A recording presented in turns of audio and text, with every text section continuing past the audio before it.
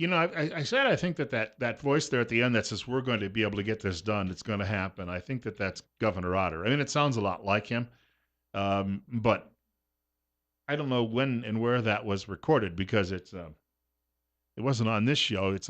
He's not been live in studio, and it's not a telephone voice. So it may have been when he was visiting here. He was here for a ribbon cutting a couple of months ago, and actually I was talking about that last night at the Republican committee meeting about his visit here for that ribbon cutting for that crisis center. And in fact, sometime in the next couple of weeks, we're going to have someone from the crisis center coming in and speaking with us on the air about the programs there. But Governor Otter, and I realize that a lot of us have complaints, and I'm not alone. I've done it myself, obviously. We've been reminded of that yesterday after the rebuttal in the newspaper. But even a lot of our callers and even some people in the Republican Party have occasional criticisms of what goes on, and they criticize some of the big players too in government. But I think for the most part, Governor Otter is a lot better than, let's say, I don't know, if you lived in New York State and you had to deal with Andrew Cuomo, who would you rather have? And most people who are listening to this program would say Butch Otter, and I'm among them. And I get along with him very, very well. And I've read his biography, and everything about his life speaks to a guy who's really a self-made man. But I was a little disappointed in him the other day. First of all, he's not running for anything any longer. He's going to retire and go back to the ranch in a couple of years, and he's going to be done.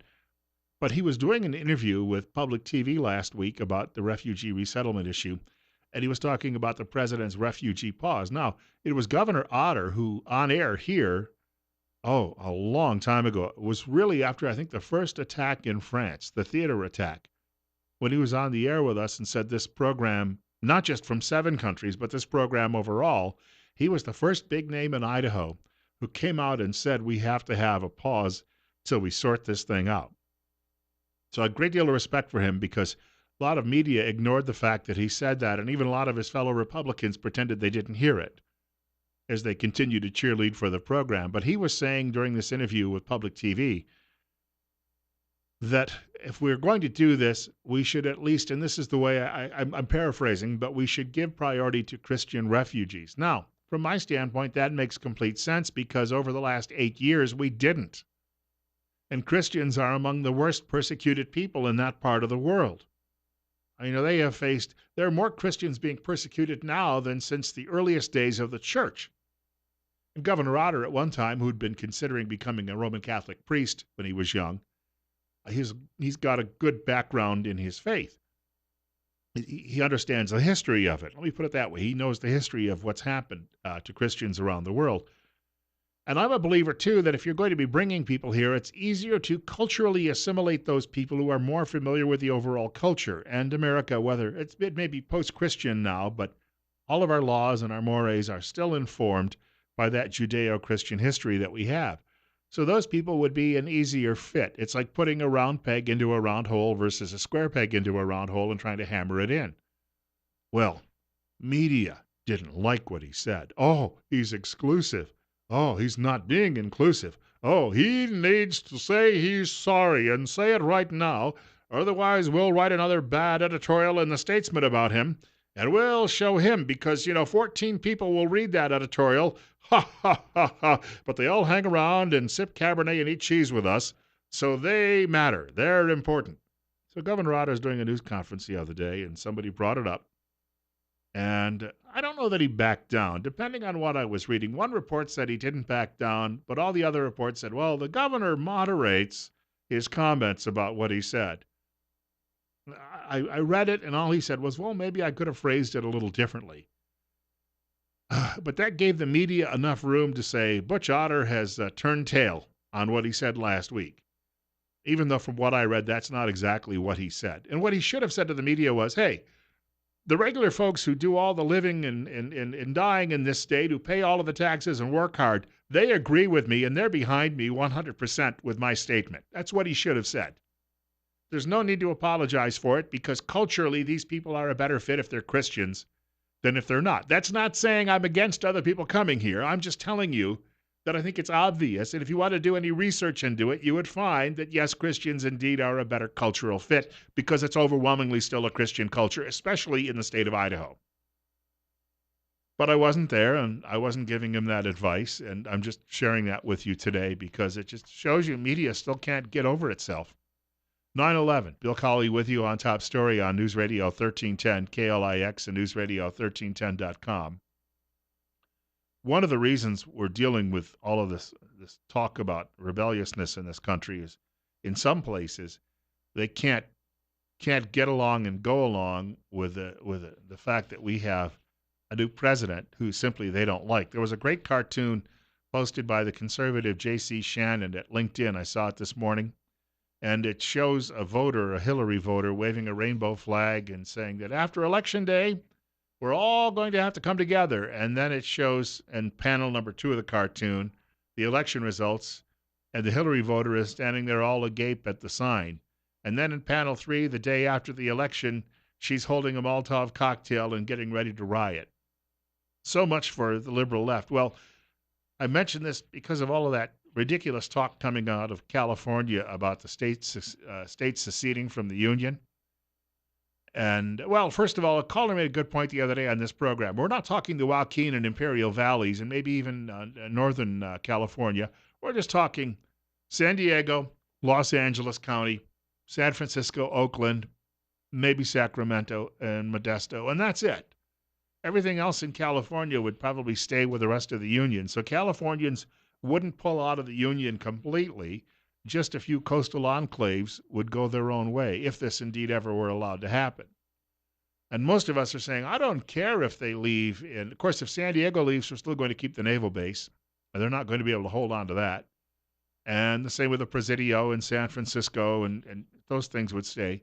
But do we really need Los Angeles and San Francisco? No, they can go their own way. Most of us feel that way here in Red State America.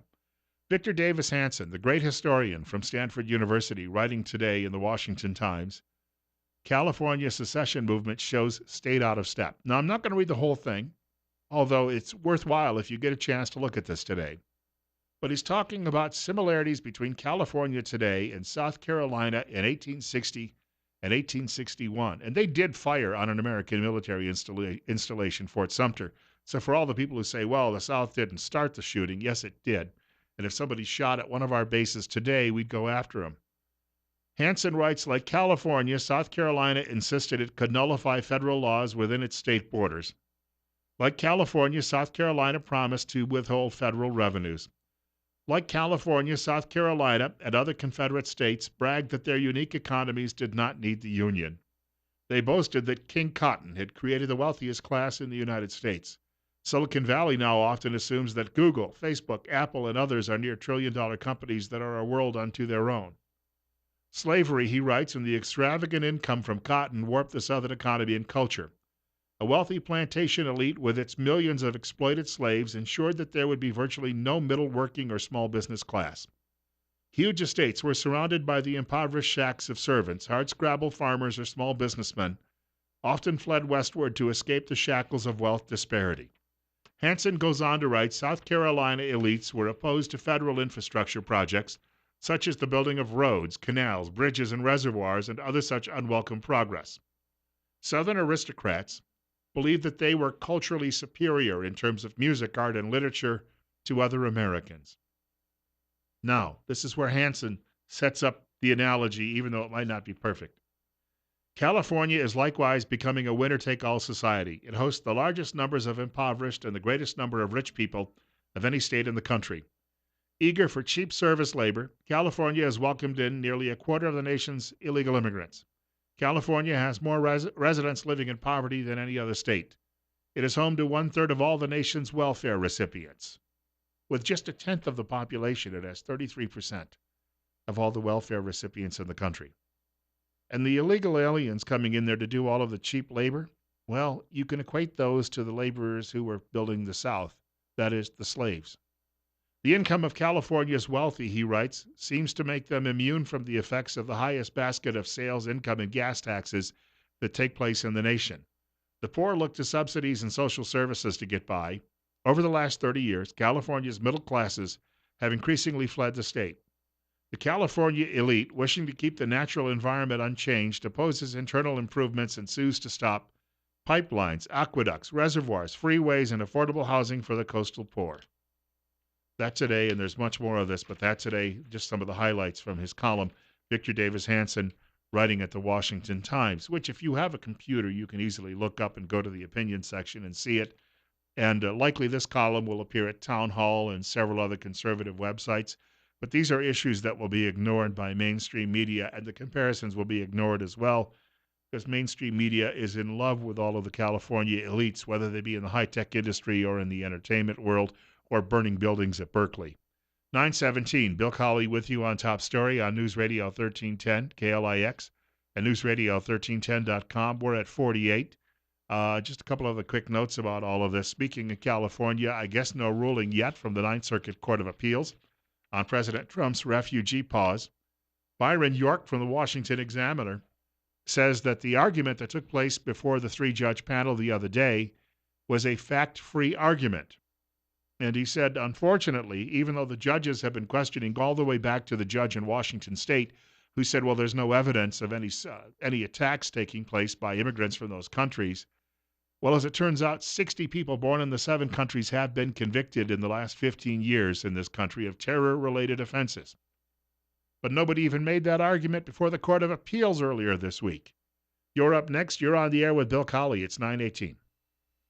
Well, speaking of California, if you've done any research on it, I've talked to people that I know personally that have went down to the center of Los Angeles, the city center, courthouse, and they said that the homeless problem is so rampant that it just goes on for blocks and blocks and blocks and blocks, and then as you get closer, the foul smell is beyond anybody's imagination, and these elites, these caring, loving liberals who care so much about their fellow man couldn't give a you-know-what, a shiny you-know-what about what's going on down there, and they just ignore it like it's going to go away.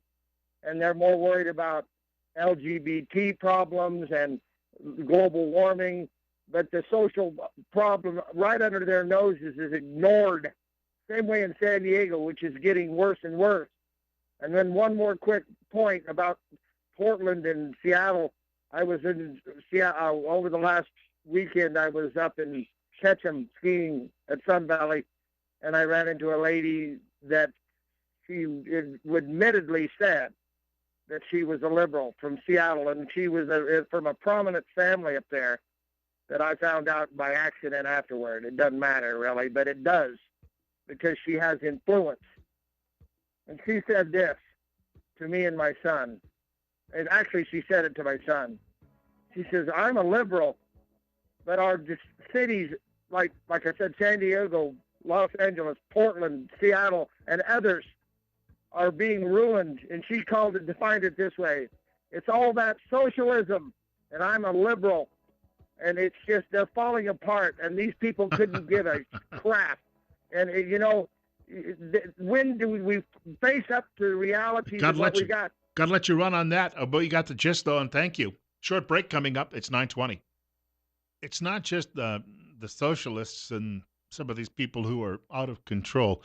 I bring this up. There's a story that Channel 5 in San Francisco did this week. They interviewed some of the local conservatives who have to meet in secret.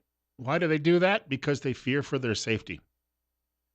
And they cited what happened at Berkeley last week, and they don't even want people to know who they are because it could harm them in their workplace.